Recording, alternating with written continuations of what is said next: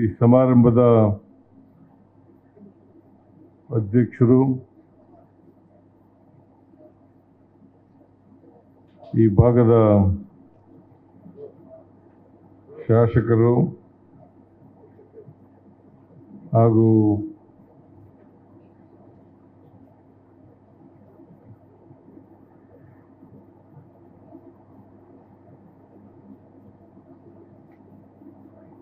ಆರೋಗ್ಯ ಇಲಾಖೆಯ ಸಚಿವರು ಆದಂಥ ಶ್ರೀ ದಿನೇಶ್ ಗುಂಡೂರಾವ್ ಅವರೇ, ಪಶುಸಂಗೋಪನೆ ಮತ್ತು ರೇಷ್ಮೆ ಸಚಿವರಾದಂಥ ಶ್ರೀ ಕೆ ವೆಂಕಟೇಶ್ ಅವರೇ, ಕರ್ನಾಟಕ ರಾಜ್ಯ ಖನಿಜ ನಿಗಮದ ಅಧ್ಯಕ್ಷರಾದಂಥ ಹಾಗೂ ಶಾಸಕರು ಆದಂಥ ಶ್ರೀ ಜಿ ಎಸ್ ಪಾಟೀಲ್ ಅವರೇ,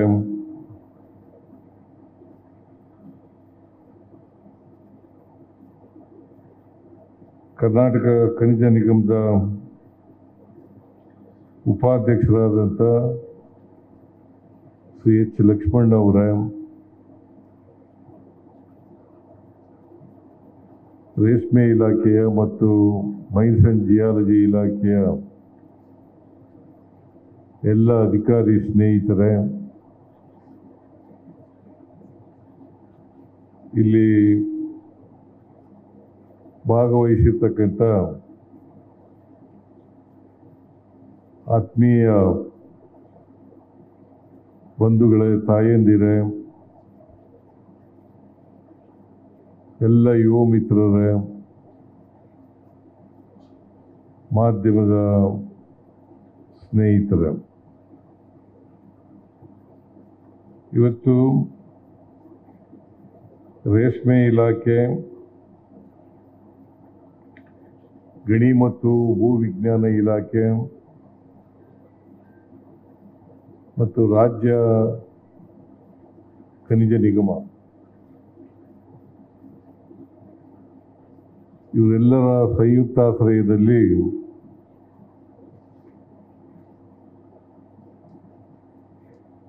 ಓಕ್ಲಿಪುರಂ ಮುಖ್ಯ ರಸ್ತೆಯಲ್ಲಿರ್ತಕ್ಕಂಥ ರೇಷ್ಮೆ ಮತ್ತು ಖನಿಜ ಭವನ ನಿರ್ಮಾಣದ ಶಂಕುಸ್ಥಾಪನೆ ಕಾರ್ಯಕ್ರಮ ಮತ್ತು ಈ ರೇಷ್ಮೆ ಪೋರ್ಟಲ್ ಬಿಡುಗಡೆ ಕಾರ್ಯಕ್ರಮ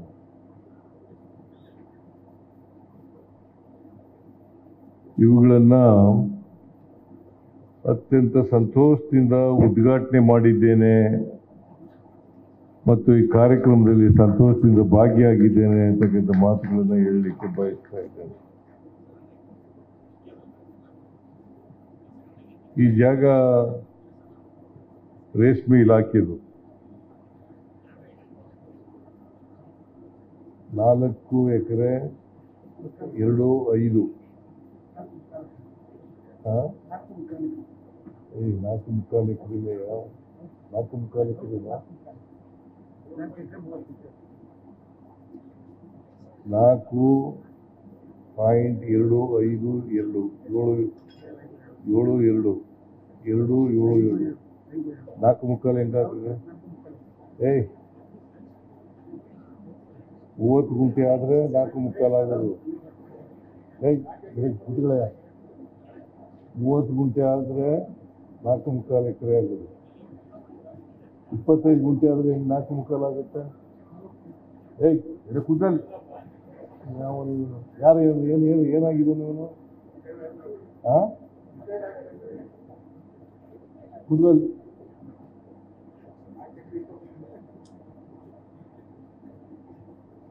4 ಎಕರೆ 25 ಗುಂಟೆ ಆಕ್ಚುಲಿ 4.25 ಎಕರೆ ಅಲ್ಲ. 4.25 ಎಕರೆ ಆಗ್ಬೇಕಾದ್ರೆ 4 ಎಕರೆ 30 ಗುಂಟೆ ಆಗ್ಬೇಕು. ಬರೀ 25 ಗುಂಟೆ ಮಾತ್ರ ಇರೋದು. ಈ ಜಾಗನ ರೇಷ್ಮೆ ಇಲಾಖೆಯವರು ಕೊಂಡ್ಕೊಂಡಿದ್ರು. 95ನಲ್ಲಿ 95ರಲ್ಲಿ ಕೊಂಡ್ಕೊಂಡಿದ್ರು.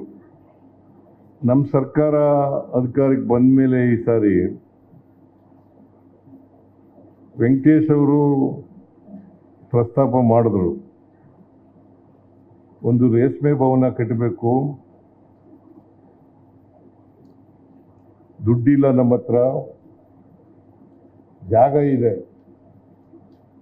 ನೀವು ದುಡ್ಡು ಕೊಡಿ ಅಂತ ನಾನು ಕೇಳಿದ್ರು. ನಾನು ಹೇಳಿದೆ, ನಾನು ದುಡ್ಡು ಕೊಡಲ್ಲಪ್ಪ, ಬೇರೆ ಮಾಡೋಣ, ಏನಾದರೂ ಮಾಡೋಣ ಅಂತೇಳಿ ಮೈನ್ಸ್ ಅಂಡ್ ಜಿಯಾಲಜಿ ಇವ್ರನ್ನ ಕರೆದೆ. ಮಲ್ಲಿಕಾರ್ಜುನ ಅವ್ರನ್ನ, ವೆಂಕಟೇಶ, ಮಲ್ಲಿಕಾರ್ಜುನ, ನಾನು 3 ಜನ ಕೂತ್ಕೊಂಡು ಮಾತಾಡೋದು. ಜಾಗ ಕೊಡೋದು ಇವರು, ಅವರು ದುಡ್ಡು ಖರ್ಚು ಮಾಡೋದು. ಮೈಸೂರು ಮಿನರಲ್ಸ್ನಲ್ಲಿ GS ಪಾಟೀಲ್ರು ಭಾಳ ಶ್ರೀಮಂತರು, ಇವನು ಅದರ್ವೈಸ್ ಶ್ರೀಮಂತರು, ಜಮೀನ್ದಾರರು. ಅವರು ಅಧ್ಯಕ್ಷರಾಗಿದ್ದಾರೆ ಮೈಸೂರು ಮಿನರಲ್ಸ್ ಕಾರ್ಪೊರೇಷನ್ಗೆ. ಆ ಕಾರ್ಪೊರೇಷನ್ನಲ್ಲಿ ದುಡ್ಡಿದೆ. ಅವ್ರಿಗೂ ಒಂದು ಭವನ ಬೇಕಾಗಿತ್ತು. ರೇಷ್ಮೆ ಇಲಾಖೆಯವ್ರಿಗೂ ಒಂದು ಭವನ ಬೇಕಾಗಿತ್ತು. ಮತ್ತು ಸೆಂಟ್ರಲ್ ಸಿಲ್ಕ್ ಬೋರ್ಡ್ ಇದೆಯಲ್ಲ, ಅವ್ರಿಗೂ ಬೇಕಾಗಿತ್ತು ಜಾಗ. ಇವೆಲ್ಲ ಸೇರ್ಕೊಂಡು ಈ ಭವನ ನಿರ್ಮಾಣ ಆಗ್ತಾ ಇದೆ. ಗೊತ್ತಾಯ್ತಲ್ಲ? ರೇಷ್ಮೆ ಇಲಾಖೆಯಲ್ಲಿ ಬೇಕಾದಷ್ಟು ಜಾಗಗಳಿದ್ದಾವೆ. ನಾನು ಅದಕ್ಕೆ ವೆಂಕಟೇಶ್ ಹೇಳಿದ್ದೀನಿ, ನಿಮಗೆ ಎಷ್ಟು ಬೇಕೋ ಅಷ್ಟು ಉಳಿಸ್ಕೊಳ್ಳಿ ಜಾಗನ. ಅಗತ್ಯ ಇರ್ತಕ್ಕಂಥದ್ದನ್ನ, ಅವಶ್ಯಕ ಇರ್ತಕ್ಕಂಥದ್ದನ್ನ ಆ ಜಾಗ ಉಳಿಸ್ಕೊಳ್ಳಿ.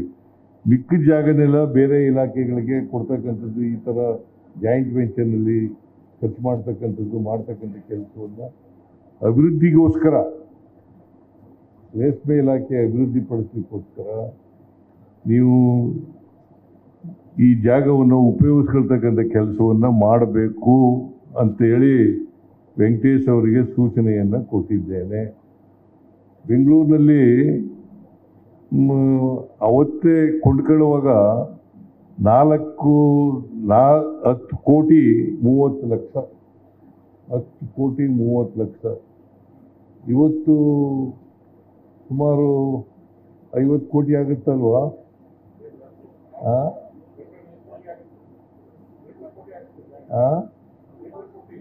ಅದೇ 50 ಕೋಟಿ ಆಗುತ್ತೆ ಈಗ.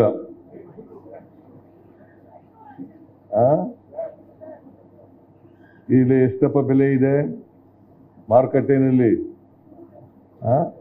1 ಎಕರೆಗೆ ಎಷ್ಟೇ ಇದೆ?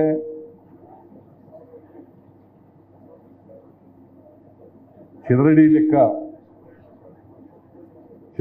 ಲೆಕ್ಕ ಆದರೂ ಕೂಡ ಕನಿಷ್ಠ 50 ಕೋಟಿ ರೂಪಾಯಿ ಆಗುತ್ತೆ. ಈ ಜಾಗನ ಇವರು ಕೊಡ್ತಕ್ಕಂಥದ್ದು ಕಟ್ಟಡ ಕಟ್ಟಲಿಕ್ಕೆ. ದುಡ್ಡು ಖರ್ಚು ಮಾಡೋರು ಮೈಸೂರು ಮಿನರಲ್ಸ್ ಕಾರ್ಪೊರೇಷನ್. ಸುಮಾರು 666 ಕೋಟಿ 75 ಲಕ್ಷಕ್ಕೆ ಈಗ ಟೆಂಡರ್ ಆಗಿದೆ. 666 ಕೋಟಿ 75 ಲಕ್ಷಕ್ಕೆ ಟೆಂಡರ್ ಆಗಿದೆ. 3 ವರ್ಷದಲ್ಲಿ ಈ ಕಟ್ಟಡ ಕಟ್ತೀವಿ ಅಂತ ಹೇಳಿದ್ದಾರೆ. ಎಷ್ಟು? 3 ವರ್ಷದಲ್ಲಿ. 3 ವರ್ಷದಲ್ಲೇ ಕಟ್ಟಬೇಕು. ಯಾರು ಕಾಂಟ್ರಾಕ್ಟರ್ ಇದ್ದಾರ? ಕಾಂಟ್ರಾಕ್ಟರ್ ಯಾರಯ್ಯ? ಇಲ್ಲಿದ್ಯಾ? 3 ವರ್ಷದಲ್ಲಿ ಒಳಗಡೆ ಕಟ್ಟಬೇಕು. ಮುಂದಕ್ಕೆ ಹೋದ್ರೆ ನಿನಗೆ ದುಡ್ಡು ಕೊಡಲ್ಲ ನಾವು. ಮತ್ತೆ ಚೆನ್ನಾಗಿ ಕಟ್ಟಬೇಕು. ಯಾಕಂದ್ರೆ 13 ಅಂತಸ್ತಿನ ಬಿಲ್ಡಿಂಗ್ ಕಟ್ಟೋದು ಇದೆ. ಸ್ಟ್ರಾಂಗ್ ಆಗಿರ್ಬೇಕಲ್ವಾ? 13 ಅಂತಸ್ತು. ಮತ್ತೆ ಕೆಳಗಡೆ ಬೇಸ್ಮೆಂಟು 3 ಇರ್ತವೆ ಕಾರ್ ನಿಲ್ಸ್ಕೊಳ್ಳಲಿಕ್ಕೆ. ಅದರಿಂದ ಭಾಳ ಸ್ಟ್ರಾಂಗ್ ಕಟ್ಟಬೇಕು, ಮತ್ತೆ ಸುಂದರವಾಗಿ ಕಟ್ಟಬೇಕು. 3 ವರ್ಷದೊಳಗಡೆ ಮುಗಿಸ್ಬೇಕು. ಮುಗಿಸ್ತೇ ಹೋದರೆ 3 ವರ್ಷದಲ್ಲಿ ಮುಗಿಸ್ತೇ ಹೋದರೆ ನಿನ್ನ ಮೇಲೆ ಚಾರ್ಜ್ ಮಾಡ್ತೀವಿ ನಾವು, ನಿನ್ನ ಮೇಲೆ ಆಕ್ಷನ್ ತಗೋತೀವಿ. ಗೊತ್ತಾಯ್ತಲ್ಲಪ್ಪ ಕಾಂಟ್ರಾಕ್ಟ್ರು? ಹಾಂ,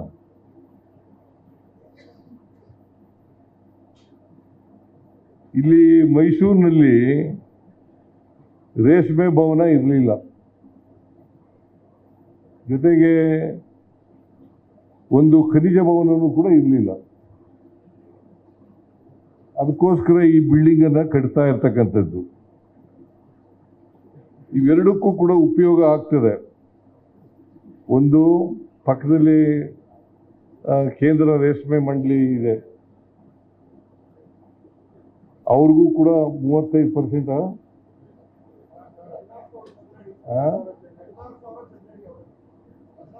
16,000. ಆಮೇಲೆ ಇನ್ನು ಉಳಿದವರಲ್ಲಿ ನೀವಿಬ್ರು 50-50 ಮಾಡ್ಕೊಳ್ಳೋದು.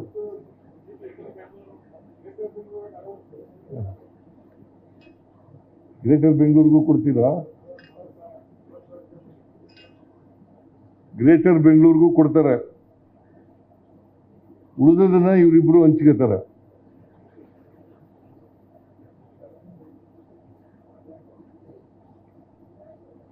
ಇದರಲ್ಲಿ ಇದು ಬಹಳ ಮೈಸೂರಿನ ಹಾರ್ಟ್ ಆಫ್ ದಿ ಬ್ಯಾಂಗ್ಳೂರ್ ಅಂತಲೇ ಹೇಳ್ಬೋದು. ಏನಪ್ಪ ದಿನೇಶ್ ಗುಂಡೂರಾವ್ ಕಾನ್ಸ್ಟಿಟ್ಯೂನ್ಸಿ ಅಂತಂದರೆ ಮೈಸೂರಿನ ಸೆಂಟ್ರಲ್ ಪ್ಲೇಸು, ಬೆಂಗಳೂರಿನ ಸೆಂಟ್ರಲ್ ಪ್ಲೇಸು, ಅಲ್ಲಿ ಇರ್ತಕ್ಕಂಥದ್ದು. ಮತ್ತು ಇದು ಭಾಳ ಕಾಸ್ಟ್ಲಿ ಆಗ್ತಕ್ಕಂಥದ್ದು. ಇಲ್ಲಿ ಆಫೀಸ್ಗಳು ಬಂದರೆ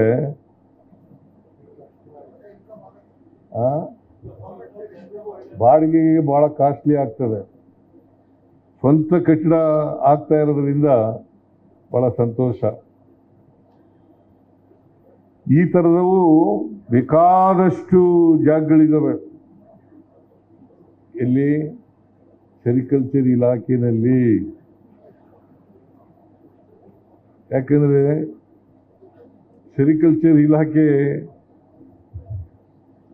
ಭಾಳ ಮೊದಲಿಂದ ಈಗ ವೆಂಕಟೇಶ್ ಬಂದ ಮೇಲಲ್ಲ, ಅಥವಾ ನಮ್ಮ ಸರ್ಕಾರ ಬಂದ ಮೇಲಲ್ಲ.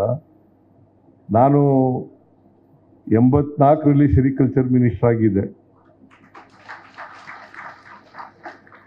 84ರಲ್ಲಿ ರಾಮಕೃಷ್ಣ ಹೆಗ್ಡೆ ಅವರು ಮುಖ್ಯಮಂತ್ರಿ ಆಗಿರುವಾಗ 84ರಲ್ಲಿ ಸೆರಿಕಲ್ಚರ್ ಮಿನಿಸ್ಟರ್ ಆಗಿದ್ದೆ. ಅವತ್ತಿನಿಂದ ನಾನು ನೋಡ್ತಾ ಇದ್ದೀನಿ, ಬೇಕಾದಷ್ಟು ಜಾಗಗಳಿದ್ದಾವೆ. ವರ್ಲ್ಡ್ ಬ್ಯಾಂಕ್ನ ಅಸಿಸ್ಟೆನ್ಸ್ ಬಂದಿತ್ತು ಇಲ್ಲಿಗೆ. ವರ್ಲ್ಡ್ ಬ್ಯಾಂಕ್, ವಿಶ್ವ ಬ್ಯಾಂಕ್ನ ಅಸಿಸ್ಟೆನ್ಸ್ ಬಂದಿತ್ತು. ಆಗ ಎಲ್ಲ ಕಡೆ ಉತ್ತರ ಕರ್ನಾಟಕದ ಕಡೆ ಎಲ್ಲ ಡ್ರೈನೇಜ್ಗಳು, ಮಾರುಕಟ್ಟೆಗಳು ಇವನ್ನೆಲ್ಲ ಕಟ್ಬಿಟ್ಟು, ಆದರೆ ರೋಗ ಬಂದ್ಬಿಡ್ತು. ರೇಷ್ಮೆಗೆ ರೋಗ ಬಂದ್ಬಿಟ್ಟು ಗೂಡು ಉತ್ಪಾದನೆ ಆಗೋದಿಲ್ವಲ್ಲ, ರೈತರಿಗೆ ನಷ್ಟ ಆಗಲಿಕ್ಕೆ ಶುರುವಾಗೋಯ್ತು. ಅದಕ್ಕೆ ರೈತರು ಏನು ಮಾಡಿದ್ರು, ರೇಷ್ಮೆ ಕಡ್ಡಿನೇ ಕಿತ್ತಾಕ್ಬಿಟ್ರು ತೆಗೆ. ನಮ್ಮೂರಿನಲ್ಲಿ ಸುಮಾರು ಅರ್ಧದಷ್ಟು ಜನ ರೇಷ್ಮೆ ಮೇಲೆ ಜೀವನ ಮಾಡ್ತಿದ್ರು. ಈಗ ಒಬ್ಬರೂ ಇಲ್ಲ. ನಾನು ಓದುವಾಗ ನಮ್ಮ ಮನೆಯಲ್ಲೂ ಕೂಡ ರೇಷ್ಮೆ ಬೇಸಾಯ ಮಾಡ್ತಾ ಇದ್ದರು. ಆ ರೇಷ್ಮೆ ಬೇಸಾಯ ಮತ್ತೆ ಈಗ ರೇಟ್ ಜಾಸ್ತಿ ಆಗಿದೆ, ರೇಷ್ಮೆ ರೇಟು ಜಾಸ್ತಿ ಆಗಿದೆ. ಆಮೇಲೆ ಬಯೋಲ್ಟಿನ್ ರೇಷ್ಮೆ ಇದೆಯಲ್ಲ, ಇದಕ್ಕೆ ಬೇಡಿಕೆ ಜಾಸ್ತಿ ಆಗ್ತಾ ಇದೆ. ಅದಕ್ಕೆ ನಾನು ನಮ್ಮ ಸರ್ಕಾರ ಇರುವಾಗ ಸಬ್ಸಿಡಿ ಎಷ್ಟಪ್ಪ ಕೊಟ್ಟದ್ದು ನಾನು? 30% ಅಲ್ಲ ರೇಷ್ಮೆಗೆ, ಬಯೋಲ್ಟಿನ್ಗೆ. 1 kgಗೆ 30 ರೂಪಾಯಿ ಕೊಟ್ಟೆ. 10 ರೂಪಾಯಿ ಇತ್ತು, 20 ರೂಪಾಯಿ ಹೆಚ್ಚು ಮಾಡಿದೆ. ಆಮೇಲೆ ಈ ಸಾರಿ ಸಾರಿಗೆ ವ್ಯವಸ್ಥೆ ಇದೆಯಲ್ಲ, ಉತ್ತರ ಕರ್ನಾಟಕದಲ್ಲಿ 14 ಜಿಲ್ಲೆಗಳಲ್ಲಿ ರೇಷ್ಮೆ ಬೆಳಿತೀವಿ, ಬಯೋಲ್ಟಿನ್ ಬೆಳಿತೀವಿ. ಅಲ್ಲಿಂದ ತರಬೇಕಲ್ಲ ದೂರದಿಂದ. ರಾಮನಗರಕ್ಕೆ ಬರಬೇಕು, ಶಿಡ್ಲಘಟ್ಟಕ್ಕೆ ಬರಬೇಕು, ಕೊಳ್ಳೇಗಾಲಕ್ಕೆ ಬರಬೇಕು, ಮೈಸೂರಿಗೆ ಬರಬೇಕು, ಟಿ ನರಸೀಪುರಕ್ಕೆ ಬರಬೇಕು, ಇದು ಬರಬೇಕಲ್ಲ. ಅದಕ್ಕೆ ಸಾಗಾಣಿಕೆ ವೆಚ್ಚ 10 ರೂಪಾಯಿ ಇದ್ದದನ್ನ 20 ರೂಪಾಯಿ ಮಾಡಿದೆ.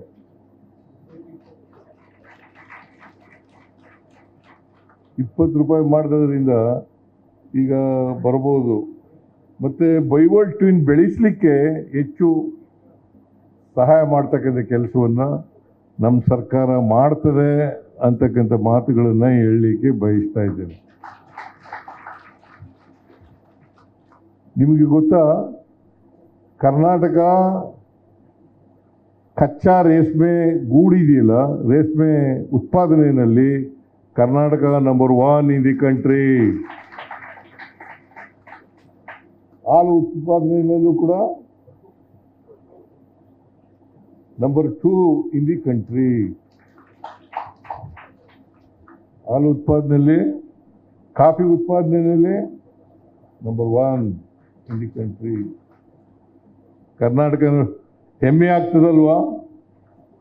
ನಾವು ಕರ್ನಾಟಕದಲ್ಲಿ ಇದ್ದೀವಲ್ಲ, ಈ ಕಾಫಿ ಬೆಳೆಯೋದ್ರಲ್ಲಿ, ರೇಷ್ಮೆ ಉತ್ಪಾದನೆಯಲ್ಲಿ, ಮತ್ತು ಹಾಲು ಉತ್ಪಾದನೆಯಲ್ಲಿ.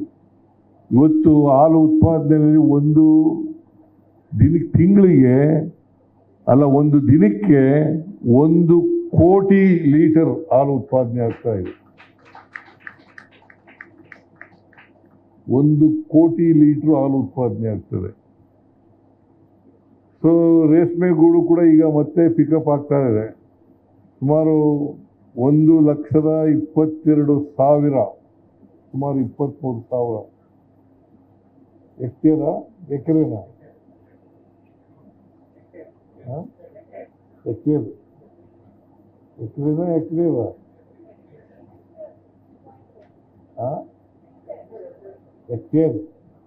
ಹೆಕ್ಟೇರ್ ಪ್ರದೇಶದಲ್ಲಿ ರೇಷ್ಮೆ ಕಡ್ಡಿಯನ್ನು ಹಾಕಿದ್ದೇವೆ. ಎಷ್ಟು? 1,22,000 ಹೆಕ್ಟೇರ್ ಪ್ರದೇಶದಲ್ಲಿ. ಆಮೇಲೆ ಎಷ್ಟು ಕುಟುಂಬಗಳು ಇದ್ರ ಮೇಲೆ ಅವಲಂಬನೆ ಆಗಿದ್ದಾರೆ ಗೊತ್ತಾ? 1,51,000 ಕುಟುಂಬಗಳು. 1,51,000 ಕುಟುಂಬಗಳು ಇದ್ರ ಮೇಲೆ ಅವಲಂಬನೆ ಆಗಿದ್ದಾರೆ. ಇದು ಬಹಳ ಲಾಭದಾಯಕವಾದಂಥ ಕಸುಬು ಅಲ್ವಾ? ಲಾಭದಾಯಕವಾದಂಥ ಕಸುಬು. ಅದಕ್ಕೆ ಹೆಚ್ಚು ಜನ ವ್ಯವಸಾಯ ಜೊತೆಗೆ ಈ ಉಪಕಸುಬನ್ನು ಕೂಡ ಮಾಡ್ತಕ್ಕಂಥ ಕೆಲಸವನ್ನು ಮಾಡಬೇಕು ಅಂತಕ್ಕಂಥ ಮಾತುಗಳನ್ನು ಈ ಸಂದರ್ಭದಲ್ಲಿ ರೈತರಿಗೆ ತಿಳಿಸಲಿಕ್ಕೆ ಬಯಸ್ತಾ ಇದ್ದೇನೆ. ರೇಷ್ಮೆ, ಹಾರ್ಟಿಕಲ್ಚರ್, ಆಮೇಲೆ ಅನಿಮಲ್ ಹಸ್ಬೆಂಡ್ರಿ, ಇವನ್ನ ಜಾಸ್ತಿ ಮಾಡ್ತಕ್ಕಂಥ ಕೆಲಸವನ್ನು ಮಾಡಬೇಕು. ಬರೀ ವ್ಯವಸಾಯನೇ ಮಾಡಿದ್ರೆ ಪ್ರಯೋಜನ ಆಗೋದಿಲ್ಲ. ಯುವಕರೆಲ್ಲ ಈಗ ವಿಮುಖರಾಗ್ತಾ ಇದ್ದಾರೆ. ವ್ಯವಸಾಯದಿಂದ ವಿಮುಖರು. ಅದಕ್ಕೆ ವ್ಯವಸಾಯಕ್ಕೂ ಒತ್ತು ಕೊಡ್ತಾ ಇದ್ದೀವಿ, ರೇಷ್ಮೆಗೂ ಒತ್ತು ಕೊಡ್ತಾ ಇದ್ದೀವಿ, ಅನಿಮಲ್ ಹಸ್ಬೆಂಡ್ರಿಗೂ ಒತ್ತು ಕೊಡ್ತಾ ಇದ್ದೀವಿ, ಮೈನ್ಸ್ ಇದಕ್ಕೆ ಎಂಥದ್ದು ಹಾರ್ಟಿಕಲ್ಚರ್ಗೂ ಕೂಡ ಒತ್ತು ಕೊಡ್ತಕ್ಕಂಥ ಕೆಲಸವನ್ನು ಮಾಡ್ತಾ ಇದ್ದೀವಿ. ಸೊ ಒಟ್ಟಾರೆಯಾಗಿ ನಮ್ಮ ಸರ್ಕಾರ ಕೃಷಿಗೆ ಹೆಚ್ಚು ಲಾಭದಾಯಕ ಆಗಬೇಕು. ಅದಕ್ಕೆ ವೈಜ್ಞಾನಿಕವಾದಂಥ ಎಲ್ಲ ಸಹಾಯಗಳನ್ನು ಸಹಾಯವನ್ನು ಬೆಂಬಲವನ್ನು ಕೊಡ್ತಕ್ಕಂಥ ಕೆಲಸವನ್ನು ಸರ್ಕಾರ ಮಾಡ್ತದೆ ಅಂತಕ್ಕಂಥ ಮಾತುಗಳನ್ನು ಈ ಸಂದರ್ಭದಲ್ಲಿ ಹೇಳಲಿಕ್ಕೆ ಬಯಸ್ತಾ ಇದ್ದೇನೆ. ಅದಕ್ಕೆ ಯುವಕರಿದ್ದಾರಲ್ಲ, ಹೆಚ್ಚು ಜನ ಇದರಲ್ಲಿ ತೊಡಗಿಸ್ಕೊಳ್ತಕ್ಕಂಥ ಕೆಲಸವನ್ನು ಮಾಡಬೇಕು. ರೇಷ್ಮೆ ವ್ಯವಸಾಯ ಏನು ಲಾಭದಾಯಕ ಇಲ್ಲಪ್ಪ, ಉಪಯೋಗ ಇಲ್ಲ ಅಂತ ಹೇಳಿ ಬಿಡ್ತಕ್ಕಂಥ ಕೆಲಸವನ್ನು ಮಾಡಬಾರದು. ಯುವಕರು ಯುವತಿಯರು ರೇಷ್ಮೆ ಇಲಾಖೆ ತರಕಾರಿ ಬೆಳೆಯೋದ್ರಲ್ಲಿ ಹಾರ್ಟಿಕಲ್ಚರ್ ಡೆವಲಪ್ಮೆಂಟ್ನಲ್ಲಿ ಭಾಗಿಗಳಾಗಬೇಕು ಅಂತಕ್ಕಂಥ ಮಾತುಗಳನ್ನು ಈ ಸಂದರ್ಭದಲ್ಲಿ ಹೇಳಲಿಕ್ಕೆ ನಾನು ಇಷ್ಟಪಡ್ತಾ ಇದ್ದೇನೆ. ಈ ಕಚೇರಿ ಆದಷ್ಟು 3 ವರ್ಷ ಅಂತ ಹೇಳಿದ್ದಾರೆ. 3 ವರ್ಷದಲ್ಲಿ ಬೇಗನೆ ಮುಗಿದು ಇಲ್ಲಿ ವಹಿವಾಟು ನಡೆಯಲಿ ಅಂತಕ್ಕಂಥ ಆಶಯವನ್ನು ವ್ಯಕ್ತ ಮಾಡಿ ಈಗಾಗಲೇ ದಿನೇಶ್ ಗುಂಡೂರವರು, ವೆಂಕಟೇಶ್ ಅವರು, GS ಪಾಟೀಲ್ರು ಅವರೆಲ್ಲ ಮಾತಾಡಿದ್ದಾರೆ. ನಾನು ಇನ್ನು ರಾಜಕೀಯ ಮಾತಾಡಬೇಕು, ರಾಜಕೀಯ ಮಾತಾಡೋದು ಬೇಡ ಅಂತೇಳಿ ತೀರ್ಮಾನ ಮಾಡಿದ್ದೀನಿ. ರಾಜಕೀಯ ಇನ್ನೊಂದು ವೇದಿಕೆಯಲ್ಲಿ ಮಾಡೋಣ. ಅದಕ್ಕೆ ದಿನೇಶ್ ಗುಂಡೂರಾವ್ರಿಗೆ ಹೇಳ್ತೀನಿ, ರಾಜಕೀಯ ವೇದಿಕೆ ತಯಾರು ಮಾಡು ಅಂತ ಹೇಳ್ತೀನಿ. ಅಲ್ಲಿ ಮಾತನಾಡ್ತಕ್ಕಂಥ ಕೆಲಸವನ್ನು, ರಾಜಕೀಯ ಮಾತಾಡ್ತಕ್ಕಂಥ ಕೆಲಸವನ್ನು ಮಾಡ್ತೇನೆ. ಈ ಶಂಕುಸ್ಥಾಪನೆಯನ್ನು ಅತ್ಯಂತ ಸಂತೋಷದಿಂದ ನೆರವೇರಿಸಿದ್ದೇನೆ.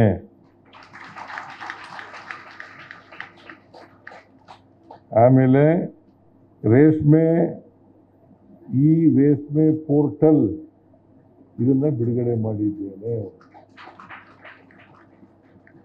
ನಿಮಗೆ ಅನೇಕ ಮಾಹಿತಿಗಳು ದೊರಕ್ತವೆ ಈ ಪೋರ್ಟಲ್ಲಿಂದ. ಅದನ್ನು ಇಷ್ಟು ಹೇಳಿ ನಾನು ಹೆಚ್ಚಾಗಿ ಮಾತನಾಡದೇನೆ ನನ್ನ ಮಾತುಗಳನ್ನು ಮುಗಿಸ್ತೇನೆ. ಜೈ ಹಿಂದ್, ಜೈ ಕರ್ನಾಟಕ, ಜೈ ಸಂವಿಧಾನ್.